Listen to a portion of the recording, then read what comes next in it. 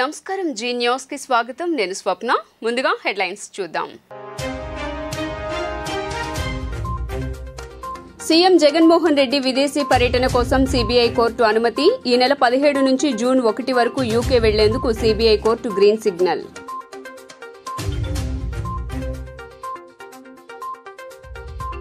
రాష్ట్రంలో పోలింగ్ శాతం పెరిగిందన్న ఎన్నికల అధికారి ముఖేష్ కుమార్ మీనా పెరిగిన ఓట్ల నమోదు ప్రకారం 81+ పోలింగ్ శాతంగా అంచనా వేస్తున్నట్లు వెల్లడి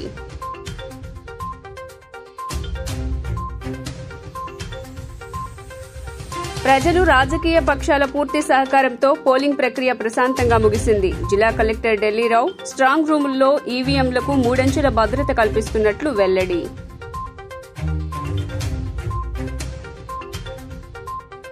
నేడు వారణాసిలో నామినేషన్ వేసిన ప్రధాని నరేంద్ర మోదీ హ్యాట్రిక్ సాధిస్తామంటూ ధీమా హాజరైన home minister Amit Shah TDP Janasena అధినేతలు చంద్రబాబు పవన్ కళ్యాణ్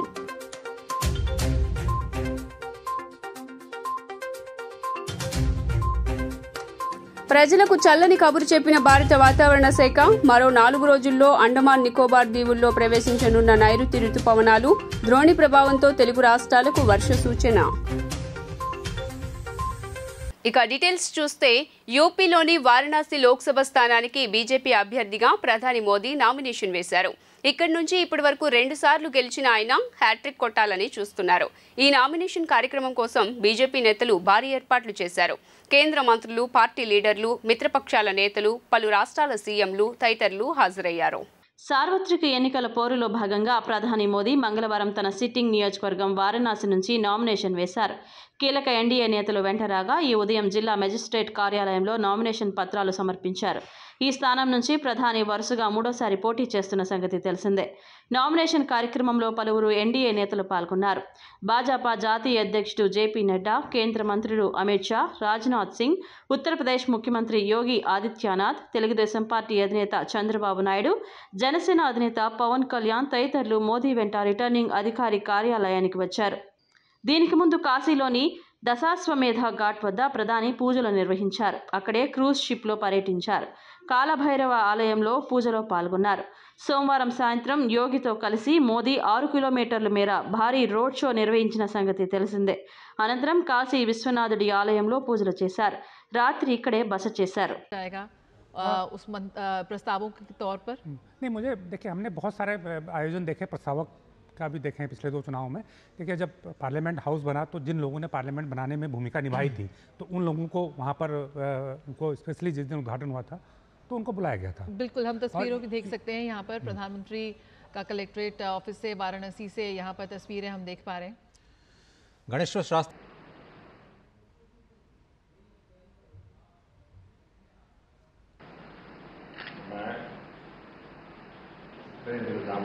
मोदी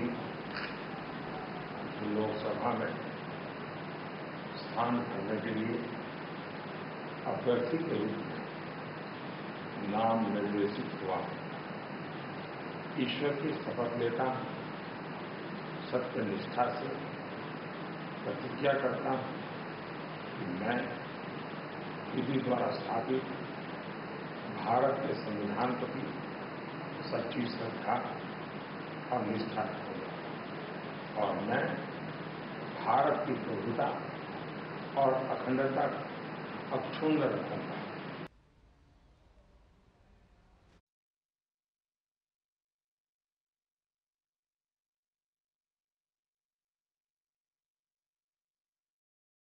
సీఎం జగన్మోహన్ రెడ్డి విదేశీ పర్యటన కోసం సీబీఐ కోర్టు అనుమతి ఇచ్చింది ఆయన ఈ నెల 17 నుంచి జూన్ 1 వరకు యూకే వెళ్లేందుకు సీబీఐ కోర్టును ఇటీవలే అనుమతి కోరారు కుటుంబంతో కలిసి జగన్ విదేశాలకు వెళ్లేందుకు కోర్టు అనుమతించింది తాను తన ఫ్యామిలీతో కలిసి జెరూసలేం లండన్ స్విట్జర్లాండ్ వెళ్లాల్సి ఉందని జగన్ తన పిటిషన్లో కోర్టుకు తెలిపారు అంతేకాక లండన్లో తన కుమార్తెలు చదువుకుంటున్నారని వారితో కొన్ని రోజులు గడపడం కోసం కూడా అక్కడికి వెళ్తున్నట్లుగా జగన్ తెలిపారు అయితే జగన్ విదేశీ పర్యటన కోసం అనుమతి పిటిషన్పై సీబీఐ తీవ్రంగా అభ్యంతరం తెలిపింది జగన్ అక్రమాస్తుల కేసు ఇంకా విచారణ దశలోనే ఉందని జగన్ విదేశాలకు వెళ్లేందుకు అనుమతి ఇవ్వొద్దని సీబీఐ కోర్టులో కౌంటర్ పిటిషన్ వేసింది అయినా ఇరు వర్గాల వాదనలు విన్న సీబీఐ కోర్టు జగన్ విదేశాలకు వెళ్లేందుకు అనుమతించింది యుద్ధ ప్రాతిపదికన కాలువలకు మరమ్మతులు చేపట్టాలని జనసేన అధినేత పవన్ కళ్యాణ్ తెలిపారు. రాష్ట్రంలో కాలువల నిర్వహణ పనులపై గత 5 ఏళ్లుగా దృష్టి పెట్టలేదని విమర్శించారు. సాగునీటి అవసరాల తీర్చే కాలువలు, వాటికి సంబంధించిన డిస్ట్రిబ్యూటరీ వ్యవస్థలకు అవసరమైన నిర్వహణ, మరమ్మతులు వేసవి సమయంలో చేపట్టాలన్నారు. రాష్ట్రంలో ఎన్నికల హడావుడి ముగిసిన తరుణంలో మధ్యంతర ప్రభుత్వం ఈ అంశాలపై జలవనరుల శాఖతో సమీక్షించాలని సూచించారు. ప్రభుత్వ అధికారులు కాలువలకు సంబంధించిన నిర్వహణ పనులపై దృష్టి సారించాలని జనసేనాని తెలియజేశారు. నిన్న ఏపీలో పోలింగ్ ముగిసింది. ఓటు వేయటానికి జనం పోటెత్తారు. ప్రభంజనంలా తరలివచ్చి మరీ ఓటు హక్కును వినియోగించుకున్నారు. ఎన్నడూ లేనిది విదేశాల నుంచి వచ్చి మరీ ఓటు హక్కును వినియోగించుకున్నారు. దీంతో పోలింగ్ పెద్ద ఎత్తున నమోదైంది. కొన్ని పోలింగ్ కేంద్రాల్లో రాత్రి 2 గంటల వరకు పోలింగ్ జరిగిందని సీఈఓ ముఖేష్ కుమార్ మీనా తెలిపారు. 2019 ఎన్నికల్లో 79.2% పోలింగ్ నమోదైందని వెల్లడించారు. 0.6% పోస్టల్ బ్యాలెట్తో కలిపితే మొత్తం 79.8% నమోదైందని తెలియజేశారు. ఈ ఎన్నికల్లో రాత్రి 12 గంటల వరకు 78.25 నమోదైనట్లుగా అంచనా వేశారు. 1.2% పోస్టల్ బ్యాలెట్తో కలిపి 79.4% నమోదైందన్నారు. మధ్యాహ్నానికి పూర్తి వివరాలు వస్తాయని వెల్లడించారు. మా అంచనా ప్రకారం 81+% పోలింగ్ నమోదు కావచ్చునని ముఖేష్ కుమార్ మీనా తెలియజేశారు. When the final percentage of poll we will give only after tallying the figures given by the political parties in their 17 seat. ఆ టాలీ చేసిన తర్వాత మేము అందరికీ ఫైనల్ ఫిగర్ చేస్తాము. But I'm very hopeful that this time polling percentage has increased. A large number of people from those native people coming outside the state, young people, even old people also, they have come and voted in a large manner. So this is my point. ప్రజలు, రాజకీయ పక్షాల పూర్తి సహకారంతో జిల్లాలో polling ప్రక్రియ విజయవంతంగా ముగిసిందని, ఈవీఎంలు, ఇతర సామాగ్రిని స్ట్రాంగ్ రూముల్లో 3 అంచెల భద్రత మధ్య భద్రంగా ఉంచినట్లు జిల్లా కలెక్టర్ ఎస్ ఢిల్లీరావు తెలిపారు.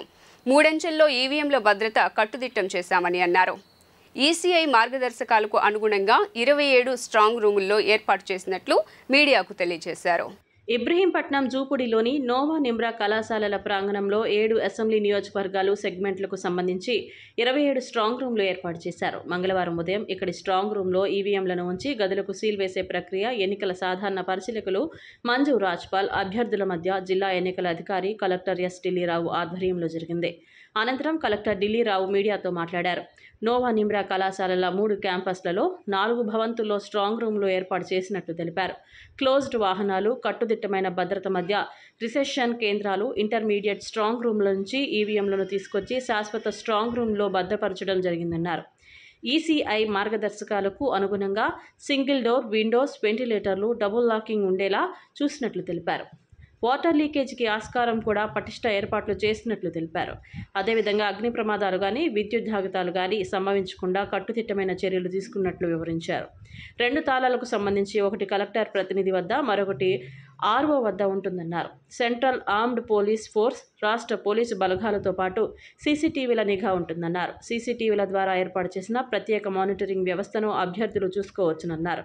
ఇందుకు వారికి అనుమతి ఉంటుందని, పాస్లు మంజూరు చేసినట్లు తెలిపారు. ప్రతిరోజు ఎగ్జిక్యూటివ్ మెజిస్ట్రేట్లు కూడా సందర్శించి అంతా పరిశీలిస్తారని, రిటర్నింగ్ అధికారులు కూడా ఎప్పటికప్పుడు పర్యవేక్షిస్తారని తెలిపారు. 2-3 రోజుల్లో కౌంటింగ్కు ఏర్పాట్లు పూర్తి చేయనున్నట్లు కలెక్టర్ ఎస్ ఢిల్లీరావు వెల్లడించారు. ఇబ్రహీంపట్నం దగ్గర జూపిడి దగ్గర ఉన్న permanent strong rooms, counting halls for PC-12 Vijayawada దగ్గర ఉన్నాం. ఇది Nova campus and Nimra campus, ఈ 2 క్యాంపస్లో కలిపి మొత్తం 7 సెగ్మెంట్స్కి సంబంధించిన 7 కాన్స్టిట్యున్సీకి సంబంధించినటువంటి స్ట్రాంగ్ రూమ్స్ ఇక్కడ ఉన్నాయి. మొత్తం 27 స్ట్రాంగ్ రూమ్స్ అండ్ 4 బిల్డింగ్స్, 3 క్యాంపస్ల కింద అనేటువంటిది ఉంది. అంతా కూడా అంటే పేరుకి 3 క్యాంపస్లు కానీ అంతా కూడా ఒకే 1 కిలోమీటర్ రేడియస్లోనే అనేటువంటిదే ఉంటుంది. ఇప్పటికే 4 నియోజకవర్గాలకు సంబంధించిన ఈవీఎంస్, వీవీప్యాట్స్ సీలింగ్ ప్రక్రియ పూర్తయింది. విజయవాడకి సంబంధించిన central, Vijayawada west, Vijayawada east and Mylavaram, ఈ 4 కూడా సీలింగ్ ప్రక్రియ అబ్జర్వర్ సమక్షంలో మరియు క్యాండిడేట్ సమక్షంలో కంప్లీట్ చేసి ఉన్నాం. మిగిలిన 3 అంటే వాటి యొక్క రిసెప్షన్ తిరువూరులోన జగ్గయ్యపేటలోనే నందిగాంలో జరిగింది కాబట్టి ఆ రిసెప్షన్ అయిపోయాక ఆ మెటీరియల్ అంతా కూడా వాళ్ళు క్లోజ్డ్ వ్యాన్లో విత్ సెక్యూరిటీతో ఇప్పుడు ఇక్కడికి వస్తున్నారు. ఒక 1 అవర్లో ఇక్కడికి రావడం జరుగుతుంది. ఆ వచ్చిన తర్వాత ప్రాపర్గా మళ్ళీ స్ట్రాంగ్ రూమ్స్లో వాటిని ప్లేస్ చేసి బై 1:30 ఆ టైంలో అనేటువంటి మిగిలిన 3 కూడా అనేటువంటి సీలింగ్ ప్రక్రియ అబ్జర్వర్ సమక్షంలో అనేటువంటి చేయడం జరుగుతుంది. క్యాండిడేట్స్ కూడా ఆ విధంగా కన్వే చేస్తున్నాం. సో ఇక్కడ మేము సీల్ వేయడంతో పాటుగా క్యాండిడేట్స్ ఎవరైనా వస్తే క్యాండిడేట్స్ కూడా వాళ్ళ యొక్క సీల్ అనేటువంటి దానిపైన వేసుకోవచ్చు అని కొంచెం చెప్పాం. కార్యక్రమంలో టీఆర్ఓవి శ్రీనివాసరావు, విజయవాడ తూర్పు, పశ్చిమ నియోజకవర్గాల ఆర్ఓలు బిహెచ్ భవానీశంకర్, ఈ కిరణ్మయ్, అభ్యర్థులు తదితరులు హాజరయ్యారు. ఏపీలో గత ఎన్నికలతో పోల్చితే ఈసారి పోలింగ్ శాతం పెరిగిందని ఎన్నికల సంఘం చెబుతున్న నేపథ్యంలో ఏపీ మంత్రి అంబటి రాంబాబు ఆసక్తికర వ్యాఖ్యలు చేశారు. ఏపీలో నిన్న పోలింగ్ జరగ్గా ఓటర్లు వెల్లువల్ల పోలింగ్ కేంద్రాలకు తరలి రావటాన్ని ఆయన పాజిటివ్ ఓటుగా అభివర్ణించారు. వారంతా సీఎం జగన్ కోసం తాపత్రయపడి ఓటు వేశారని వెల్లడించారు. గతంలో ఓట్ల శాతం పెరిగితే అది ప్రభుత్వ వ్యతిరేక ఓటు అని భావించేవాళ్లమని, కానీ ఈసారి సీఎం జగన్ను మళ్లీ గెలిపించేందుకు మహిళలే భారీగా ముందుకొచ్చారని మంత్రి అంబటి రాంబాబు అన్నారు. 70% మంది మహిళలు ఫ్యాన్ గుర్తుకే ఓటు వేశారని వివరించారు. సీఎం జగన్ 5 ఏళ్ల పాలన తర్వాత జరిగిన ఎన్నికలు కావడంతో వీటిని తాము ప్రతిష్టాత్మకంగా తీసుకున్నామని, జగన్ పాలనను చూసి వారు ఓటు వేయడానికి భారీగా తరలి రావడం ఆశ్చర్యానికి గురిచేసిందని అన్నారు. ఉదయం 6 గంటల నుంచి అర్ధరాత్రి వరకు పోలింగ్ జరిగిందని, మహిళలు, వృద్ధులు ఉదయం నుంచే పోలింగ్ బూత్ల వద్ద బారులు తీరారని మంత్రి అంబటి వివరించారు. జగన్కు ఓటేయడానికి పడిన తపన ప్రజల్లో నిన్న స్పష్టంగా కనిపించిందని అన్నారు. తిరిగి మళ్ళా జగన్మోహన్ రెడ్డి గారికి అధికారం ఇవ్వాలా, లేక ఆయన అధికారం తీసేసి గతంలో 5 సంవత్సరాలు 14 సంవత్సరాలు పరిపాలన చేసిన చంద్రబాబు నాయుడు గారికి అధికారాన్ని కట్టబెట్టాలా అనే అంశం మీదే ప్రధానంగా ఎన్నిక జరిగిందని నేను భావిస్తూ ఉన్నా. గతంలో చంద్రబాబు నాయుడు గారి పరిపాలన చూసిన వారు, 5 సంవత్సరాలు పరిపాలన జగన్మోహన్ రెడ్డి గారికి చవి చూసిన వారు ఓట్లు వేయడానికి వచ్చినటువంటి తీరు చూసినప్పుడు నాకు చాలా ఆశ్చర్యం వేసింది. ఉదయం నేను 7:30-8 గంటలకు వెళ్ళా. అప్పటికే బారులు తీరి ఉన్నారు. నేను అడిగే 8ంటికి వచ్చారమ్మా అని. మేము 5ంటికే వచ్చామండి అని అన్నారు. అంటే 5 గంటలకే మహిళలు, వృద్ధులు వచ్చి లైన్లో నిలబడ్డారు. పెద్ద ఎత్తున లైన్లో నిలబడి తన ఓటు హక్కును వినియోగించుకో. దీనికి కారణం ఏమిటి, దీనికి సంకేతం ఏమిటి అనే విషయాన్ని మనం ఒకసారి ఆలోచించాలి. నేను లైన్లో ఉన్న వారందరినీ చూసే ఎక్కువ మంది వృద్ధులు, వికలాంగులు, మహిళలు ఎక్కువగా ఉన్నారు. నేను భావిస్తున్నా 5 సంవత్సరాలు జగన్మోహన్ రెడ్డి గారి పరిపాలన చూసిన తర్వాత, సంక్షేమ కార్యక్రమాలు అందుకున్న తర్వాత, నా బిడ్డ జగన్మోహన్ రెడ్డిని మరొక్కసారి ముఖ్యమంత్రిగా చేయాలనే తాపత్రయంతో తమ ఓటు హక్కుని వినియోగించడం కోసం గంటల తరబడి వృద్ధులు, గంటల తరబడి మహిళలు, గంటల తరబడి వికలాంగులు క్యూలో నుంచున్నారనేటువంటి భావన కలిగింది నాకు. ఏపీలో పోలింగ్ సరళి చూశాక తన అభిప్రాయం మార్చుకుంటున్నానని ఉండి టీడీపీ ఎమ్మెల్యే అభ్యర్థి రఘురామకృష్ణంరాజు వ్యాఖ్యానించారు. కూటమికి మరిన్ని స్థానాలు వస్తాయని అన్నారు. 150కి పైగా ఎమ్మెల్యే స్థానాలతో చంద్రబాబు ముఖ్యమంత్రి అవుతారని ధీమా వ్యక్తం చేశారు.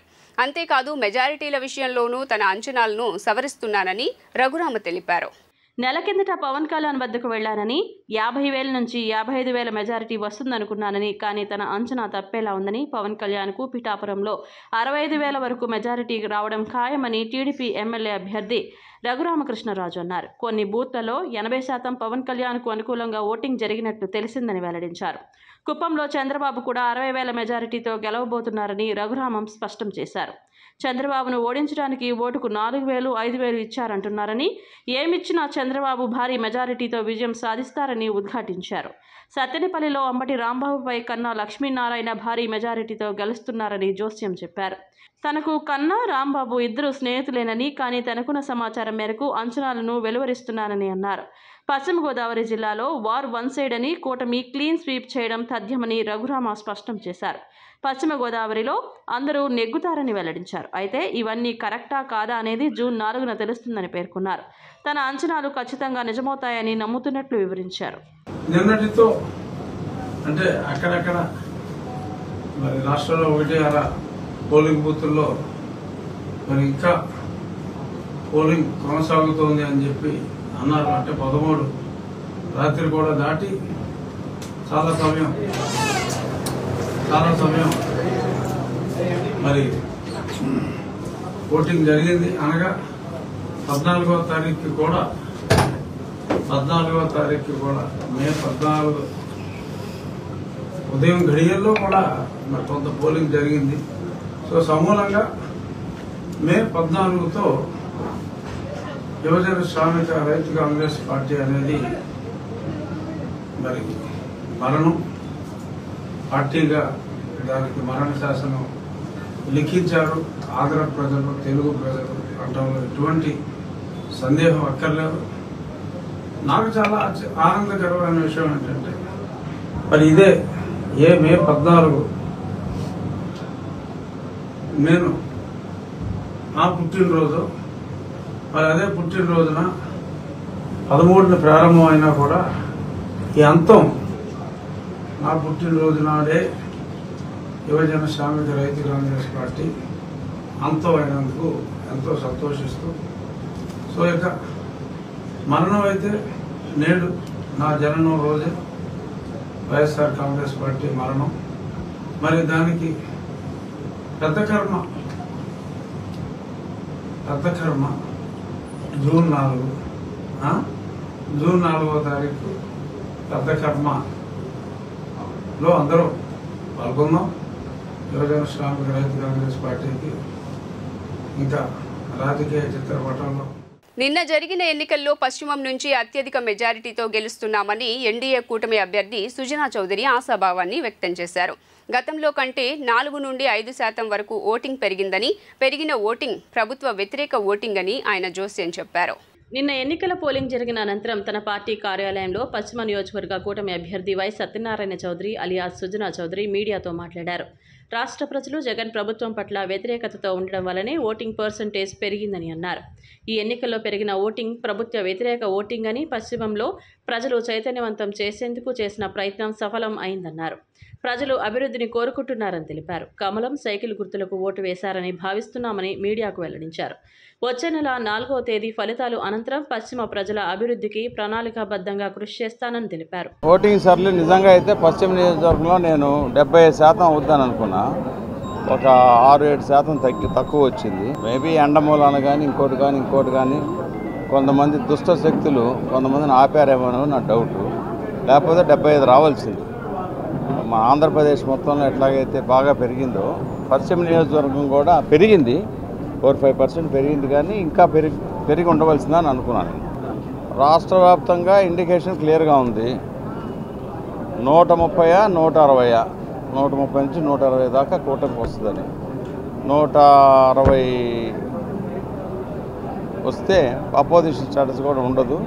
అదే అందరూ కోరుకుంటున్నారు ప్రజలు. చాలామంది చేశారు డెఫినెట్గా. ప్రజలు వాళ్ళకి ఓటు వేయలేదని ఎవరు అంటున్నారు?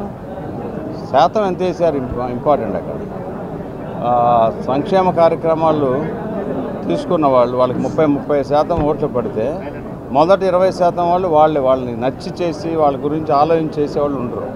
డెఫినెట్గా డైరెక్ట్గా కొంతమంది వాళ్ళు ఎవరెవరినైతే మోసపూరితంగా డబ్బులు ఇస్తూ ఇంతకాలం మేనేజ్ చేశారో వాళ్ళకు వచ్చే 30-30%లో డెఫినెట్గా వాళ్ళు ఉంటారు. ప్రజలు లేకుండా ఉండరు, వేసే ఉంటారు. మిగిలిన 55% కూటమికి వచ్చు. ఓటింగ్ 68-69% అంటున్నారు. 66.8 మన పోస్టల్ బ్యాలెట్ ఉంది కదా, పోస్టల్ బ్యాలెట్ చూస్తే ఒక 3-4% పెరిగింది. నేను ఎఫర్ట్ పెట్టింది దాన్ని పెంచడానికని. ఆ విషయంలో నేను పర్సనల్గా 75 అవుద్ది అనుకున్నాను. 7-8% తక్కువ వచ్చింది. కానీ ఓటర్స్ డెఫినెట్గా మెజారిటీ పర్సంటేజ్ మా కూటమి కేసు ఉంటారు. సైకిల్కి కమల్ ప్రత్యర్థులు ఏదో ఒక కారణాలు చూసుకోవాలి కాబట్టి చేస్తుంటారు. ఇక్కడ రౌడీజం పశ్చిమంలో కూడా చేయడానికి ట్రై చేశారు. నేను ఆసిఫ్ భాయ్ కూడా చెప్పాను, ఇక్కడికి వచ్చేటప్పటికి ఆల్రెడీ ప్రజలు నిర్ణయం తీసుకొని వస్తారు ఓటు ఎవరికి వేయాలనేది. ఇక్కడికి వచ్చి మీ వాళ్ళు చేస్తున్న దొంగ ఐడి కార్డులు పెట్టుకొని ఇట్లా పెట్టుకు తిరుగుతున్నారు, అది తప్పు. అట్లాగే ఒక పోలింగ్ ఆఫీసరు సైకిల్ కోటేయమని, సైకిల్ కదా వాళ్ళది ఏంటది ఫ్యాన్ కోటేయమని చెప్తే ఓటర్ వచ్చి చెప్పాడు ఇట్లా చెబుతున్నారు. వెళ్ళి చూసాం, ఆఫీసర్కి చెప్పా నీ జీవితం పాడైపోతాయా నేను తీసుకెళ్ళి కోర్టులో పెడితే. ఎన్టీఆర్ జిల్లా బీజేపీ అధ్యక్షుడు అడ్డూరి శ్రీరామ్ మాట్లాడుతూ మండుతున్న ఎండలను సైతం లెక్క చేయకుండా ఓటర్లు తమ ఓటు హక్కును వినియోగించుకున్నారని, ఇది వైసీపీ ప్రభుత్వం ప్రజా వ్యతిరేక విధానాలకు ప్రజలు ఇస్తున్న తీర్పు అని తెలిపారు. పశ్చిమంలో కమలం విజయం ఖాయమని ధీమా వ్యక్తం చేశారు. క్లియర్ కట్గా చూసుకుంటే రాష్ట్రంలో ప్రభుత్వం మారబోతూ ఉంది, ఎన్డీఏ కూటమి రాబోతూ ఉంది, చంద్రబాబు నాయుడు గారు ముఖ్యమంత్రి కాబోతూ ఉన్నారు, పవన్ కళ్యాణ్ గారి యొక్క ఆశయం నెరవేరబోతూ ఉందని క్లియర్ కట్గా కనిపిస్తూ ఉంది. మండు టెండలో నించున్నటువంటి అనేక మందితో మాట్లాడుతున్న నేపథ్యంలో 5 సంవత్సరాల పాటు భరించాం, ఇంకా మేము భరించలేం, మండు టెండ ఇంకో 2 గంటలైనా నించుంటాం, ఓటు వేసి వెళ్తాం తప్ప ఈ యొక్క ఓటు వేయకుండా వెళ్ళే ప్రసక్తి లేదనే రీతిలో ఓటర్లు ప్రజలు మాట్లాడుతున్న నేపథ్యం కూడా ఎదురైంది. దాన్ని ఆసరాగా చేసుకొని ఓట్ల శాతం పెరగడాన్నో లేకపోతే ఓట్లు క్యూలో ఉన్న దీన్ని ఆసరాగా చేసుకొని వైఎస్ఆర్ కాంగ్రెస్ పార్టీకి సంబంధించినటువంటి సజ్జల రామకృష్ణారెడ్డి గారు కావచ్చు, లేకపోతే వగేరా నాయకులు అతి ఉత్సాహంగా ఏదైతే మాట్లాడుతూ ఉన్నారో ప్రజలందరూ మాకే ఓట్లు వేశారని, లేకపోతే ప్రజల తీర్పు మాకే ఇవ్వబోతూ ఉన్నారని ఏదైతే చెప్తా ఉన్నారో దీన్ని తీవ్రంగా వ్యతిరేకిస్తూ ఉన్నాం. ప్రజలు వాళ్ళు ఏసీ రూముల్లోని సజ్జల రామకృష్ణారెడ్డి గారు ఏసీ రూమ్లో కూర్చొని మాట్లాడిన నేపథ్యం కాదు, మేము ప్రజల్లో తిరిగిన నేపథ్యం, ప్రజలు స్పందించిన తీరు, మేము అడిగిన నేపథ్యంలో స్పందించిన తీరు మేము క్లియర్ కట్గా చూడడం జరిగింది. ఈ యొక్క ప్రభుత్వానికి కాలం చెల్లింది. జగన్మోహన్ రెడ్డి గారు ఇంటికి వెళ్ళబోతూ ఉన్నాడు. జగన్మోహన్ రెడ్డిని ఘోరాది ఘోరంగా ఈ యొక్క ఆంధ్రప్రదేశ్ ప్రజలు, ముఖ్యంగా పశ్చిమ నియోజకవర్గ ప్రజలు అందరూ కూడా ఖచ్చితంగా ఓడించడం ఖాయం, ఓడించబోతూ ఉన్నారు. ఘోరమైన అపజయాన్ని జగన్మోహన్ రెడ్డి చూడబోతా ఉన్నారని ఈ సందర్భంగా తెలియదు. ప్రజాస్వామ్యం ఒక పక్కన, ధనస్వామ్యం ఒక పక్క ఎన్నికల్లో పోటీ పడిందని, పశ్చిమ నగరంలో ధనబలంతో కేంద్రంలోని అధికార పార్టీ, రాష్ట్రంలోని అధికార పార్టీ ప్రజలను ప్రలోభాలకు గురిచేశారని, ఇది ప్రజాస్వామ్యానికి పెనుముప్పు అని పశ్చిమ ఇండియా కూటమి సిపిఐ అభ్యర్థి కోటేశ్వరరావు అభిప్రాయాన్ని వ్యక్తం చేశారు. నిన్న జరిగిన సార్వత్రిక ఎన్నికల్లో రాష్ట్రంలోని 2 ప్రధాన పార్టీలు ప్రజలను ధనబలంతో ప్రలోభ పెట్టాయని, దీన్ని అడ్డుకోవడంలో ఎలక్షన్ కమిషన్ ఘోరంగా విఫలమైందని ఇండియా కూటమి బలపరిచిన సిపిఐ పశ్చిమ అభ్యర్థి జి కోటేశ్వరరావు తెలిపారు. మంగళవారం మీడియాతో మాట్లాడుతూ పశ్చిమంలో ప్రజలు పనిచేసే వారికి ఓటు వేశారని ఆశాభావం వ్యక్తం చేశారు. తనకు ఓట్లు వేసిన వారికి, పార్టీ కోసం కష్టపడిన వారికి ధన్యవాదాలు తెలిపారు. గెలిచినా గెలవకపోయినా ప్రజా సమస్యల పట్ల తమ పోరాటం ఆగుదని తెలిపారు. ఫలితాలు అనంతరం ప్రజా తీర్పును శిరసావహిస్తామని అన్నారు. నిన్న జరిగిన సార్వత్రిక ఎన్నికల్లో ఎన్నికల కమిషన్ యొక్క వైఫల్యం వలన ప్రజాస్వామ్యానికి మరింత తూట్లు పడ్డాయి. ప్రజాస్వామ్యం ఒక ప్రక్కన, ధనస్వామ్యం ఒక ప్రక్కన నిన్న రాజ్యమేలింది. ప్రజలు తమ యొక్క ఓటుని వినియోగించుకోవడంలో ధన ప్రవాహం ముందుకు వెళ్ళవలసినటువంటి పరిస్థితి ఏర్పడింది. ముఖ్యంగా పశ్చిమ నియోజకవర్గానికి వచ్చేటప్పటికి పోటీ చేసినటువంటి అభ్యర్థుల్లో గత నెల ఈ విజయవాడ నగరానికి తాను ఎవరో కూడా తెలియనటువంటి వ్యక్తులు కూడా ఈ రోజున ఎన్నికల్లో పోటీ చేయడం జరిగింది. ప్రధానంగా మేము కరపత్రాలు పంపిణీ చేసుకోవడానికి మట్టుకి ఎన్నికల కమిషన్ కానీ, పోలీసు వారు కానీ అనేక ఆంక్షలు విధించారు. మేము పర్మిషన్స్ పెడితే పర్మిషన్స్ సకాలంలో ఎవరు రూట్ పర్మిషన్స్ కూడా ఆటంకపరిచినటువంటి పరిస్థితి పోలీసు వారి నుంచి కూడా, ఎలక్షన్ కమిషన్స్ నుంచి కూడా చూసాం. కానీ యథేచ్ఛగా రోడ్ల మీద కరపత్రాలు పంచినట్టు కంటే ఘోరంగా డబ్బు పంపిణీ జరుగుతూ ఉన్నా చోద్యం చూస్తూ ఉన్నారు అధికార యంత్రాంగం అంతా కూడా. అందువలన రాబోయేటటువంటి కాలంలో ప్రజల కోసం, ప్రజా సమస్యల మీద పనిచేసేటటువంటి వారికి ఆ ప్రభావం పడేటటువంటి పరిస్థితి కూడా ఉండకపోదు. కాబట్టి ఏది ఏమైనప్పుడు కూడా ఓట్ల కొనుగోలు చేయటంలో విజయవాడ పశ్చిమ నియోజకవర్గంలో అటు కేంద్ర అధికార పార్టీ కానీ రాష్ట్ర అధికార పార్టీ కానీ పోటీపడి బీజేపీ వారు 2000, వైఎస్ఆర్ కాంగ్రెస్ పార్టీ వారు 1500 రూపాయలు దగ్గర పంపిణీ చేశారు. ఒక దగ్గర 2000 రూపాయలు ఓటుకి ఇవ్వటం అంటే ఈ రోజున ఒక నియోజకవర్గంలో కోట్ల రూపాయలు ఎన్నికల్లో ఖర్చు చేసేటటువంటి విధానాన్ని స్వస్తి చెప్పవలసినటువంటి అవసరం ఉన్నది. శ్రీ దుర్గా మల్లేశ్వర స్వామి వార్ల దేవస్థానంలో షష్ఠి సందర్భంగా శ్రీ వల్లి దేవసేన సమేత సుబ్రహ్మణ్యేశ్వర స్వామి వారి కళ్యాణోత్సవం ఘనంగా నిర్వహించారు. ఆలయ మహామండపం 7వ అంతస్తునందు దేవస్థాన అర్చకులచే దేవీ దేవేరుల కళ్యాణం మంగళ వాయిద్యాలు వేద పండితుల మంత్రోచ్చరణల నడుమ శాస్త్రోక్తంగా నిర్వహించారు. ఈ కార్యక్రమంలో ఆలయ కార్యనిర్వహణ అధికారి కెఎస్ రామారావు పాల్గొని పట్టు వస్త్రాలు సమర్పించారు. ఈ కార్యక్రమంలో అర్చక సిబ్బందితో పాటు శ్రీ అమ్మవారి దర్శనార్థం విచ్చేసిన భక్తులు కళ్యాణాన్ని భక్తి శ్రద్ధలతో తిలకించారు. గణస్వామినే నమః, సర్వస్వామినే నమః, సనాతనాయ నమః, అనంతశక్తయే నమః, అక్షోభ్యాయ నమః, పార్వతీ ప్రీనందనాయ నమః, గంగాసుతాయ నమః, సురోద్భూతాయ నమః, ఆహుతాయ నమః, పావకాత్మజాయ నమః, జృంభాయ నమః, ప్రజృంభాయ నమః, ఉజృంభాయ నమః, కమలాసనసుతాయ నమః, ఏకవర్ణాయ నమః, ద్వివర్ణాయ నమః, త్రివర్ణాయ నమః, సుమనోహరాయ నమః, చతుర్వర్ణాయ నమః, పంచవర్ణాయ నమః, ప్రజాపతయే నమః, అహపతయే నమః, అగ్నిగర్భాయ నమః, జుమీగర్భాయ నమః, విశ్వరేతసే నమః, సురారిజ్ఞే నమః, హరిద్వర్ణాయ నమః, శుభకరాయ నమః, వటవే నమః, వటవేజభృతే నమః, పూష్ణే నమః, గభస్తయే నమః, గహనాయ నమః, చంద్రవర్ణాయ నమః. నాపరాతి పాలిష్ యూనిట్లో తల్లిదండ్రులు దత్తు, లావణ్య పనిచేస్తున్నారు. ఇంట్లో ఒంటరిగా నిద్రిస్తున్న 5 నెలల బాలుడిపై కుక్క తీవ్రంగా దాడి చేయడంతో రక్తపు మడుగులో అక్కడికక్కడే మృతి చెందాడు.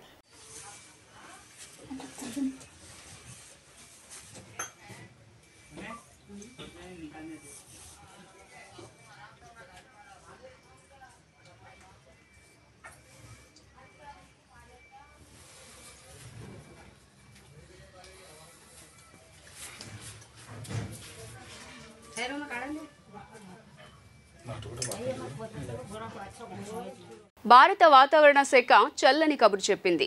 ఎండలతో అల్లాడుతున్న తెలుగు రాష్ట్రాల ప్రజలకు ఉపశమనం పొందే వార్త అందజేసింది. మరో 4 రోజుల్లో అండమాన్ నికోబార్ దీవుల్లోకి నైరుతి రుతుపవనాలు ప్రవేశించనున్నాయని వెల్లడించింది. కాగా ఉపరితల ద్రోణి ప్రభావంతో తెలుగు రాష్ట్రాల్లో వర్షాలు కురుస్తాయని పేర్కొంది. ఈ రోజు ఉదయం నుంచి మధ్యాహ్నం వరకు ఎండలు ఉక్కపోతతో నగరవాసులు విలవిల్లాడారు. కాగా సాయంత్రానికి ఒక్కసారిగా వాతావరణం మేఘావృతమై చల్లబట్టడంతో అక్కడక్కడ చెదురుమదురుగా చిన్నపాటి చిరుజల్లుల నుంచి ఒక మోస్తరు వర్షాలు కురవడంతో నగరవాసులకు ఉపశమనం లభించినట్లయింది. వార్తలు ముగించే ముందు హెడ్లైన్స్ మరోసారి. సీఎం జగన్మోహన్ రెడ్డి విదేశీ పర్యటన కోసం సీబీఐ కోర్టు అనుమతి. ఈ నెల 17 నుంచి జూన్ 1 వరకు యూకే వెళ్లేందుకు సీబీఐ కోర్టు గ్రీన్ సిగ్నల్.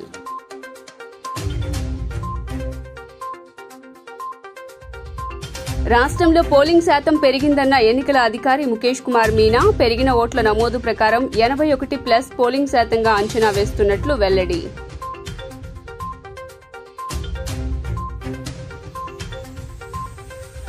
ప్రజలు, రాజకీయ పక్షాల పూర్తి సహకారంతో పోలింగ్ ప్రక్రియ ప్రశాంతంగా ముగిసింది. జిల్లా కలెక్టర్ ఢిల్లీరావు స్ట్రాంగ్ రూముల్లో ఈవీఎంలకు 3 అంచెల భద్రత కల్పిస్తున్నట్లు వెల్లడి.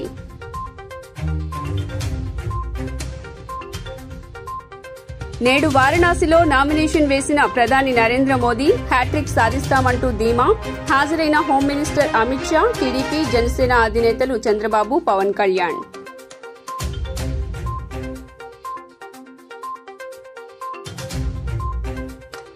ప్రజలకు చల్లని కబురు చెప్పిన భారత వాతావరణ శాఖ మరో 4 రోజుల్లో అండమాన్ నికోబార్ దీవుల్లో ప్రవేశించనున్న నైరుతి రుతుపవనాలు, ద్రోణి ప్రభావంతో తెలుగు రాష్ట్రాలకు వర్ష సూచన. జీ న్యూస్ ఇంతటితో సమాప్తం. తిరిగి వార్తల్లో మళ్ళీ కలుద్దాం. అంతవరకు సెలవు. నమస్కారం.